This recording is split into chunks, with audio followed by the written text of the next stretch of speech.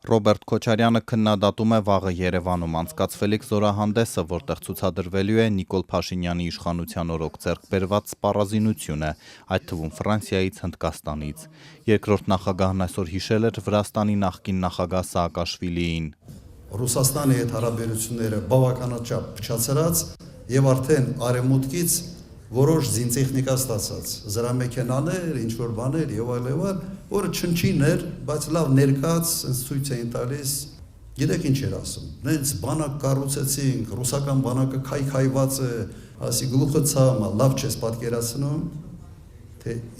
ինչ պատմության մեջ կարող ես հայտնվել։ Մայիսի 26-ին մի հատ շքերթ է անում, սիրուն, ներկած, դրոշներով, ամեն ինչով այդ տեխնիկայով,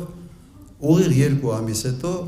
3 օրում ռուսական բանակը հայտնվում է Թիֆլիսի մոտակայքում։ Թե ինչու էր այս պատմությունը հիշեցնում գորիսեցիներին, երկրորդ նախագահը չմանրամասնեց։ Արդյոք նկատի ունի, որ ռուսները նաև Հայաստանում կարող են ռազմական գործողություն իրականացնել։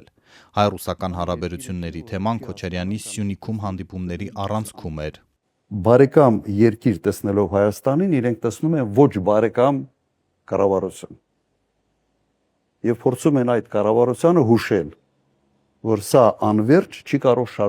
շարունակվել եւ սա հետևանքներ ունենալու։ Սյունիքով անցնող Թրամփի ուղու գործարկման համար էլ Ռոբերտ Քոչարյանը Ռուսաստանի մասնակցությունն է տեսնում։ Հակառակ դեպքում վստահ է, նախագիծը տապալված է, բայց հարց է, թե ինչու պետք է Վաշինգտոնը համաձայնի։ Բանակցելու հարց է։ Դու փորձել ես դա անել։ Իհարկե չես փորձել։ Նույնիսկ այդ հավանականությունը, չեմ ասում 90%-անոց, նույնիսկ 10%-անոց հավանականությունը դու փորձել ես կյանքի կոչել, թե չես փորձել։ Չեն էլ փորձում։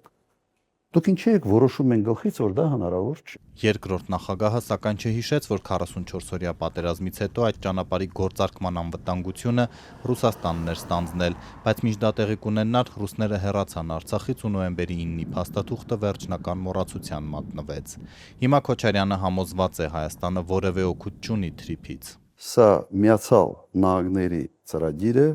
Հայաստանի տարածքում Թուրքիայի եւ Ադրբեջանի համար։ Հաստատ մեզ համար չեն դա անում։ Հաստատ։ Ադրբեջանի շահը ակնհայտ երևում է դա կապը Նախճիվանի հետ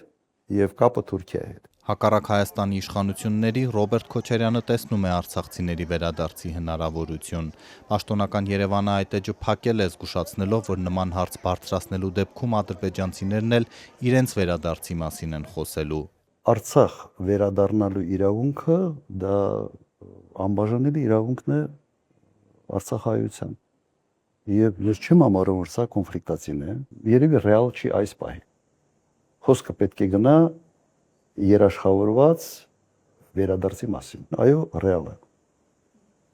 Եվ դժվար է դրա դեմ պայքարել իրականում։ Օրինակ Ադրբեջանի համար շատ դժվար է լինելու, ինքը պետք է հիմնավորի, թե ինչու։ Ռոբերտ Քոչարյանի գլխավորած Հայաստան դաշինքը նախորդ ընտրություններում երկրորդ տեղում էր 21%-ով։ Ըստ Միջազգային հանրապետական ինստիտուտի վերջին հարցման, խորհրդարանական ամենամեծ ընդդիմադիր ուժն այս անգամ գուցե չհաղթահարի անցողիկ 8%-ի շեմը։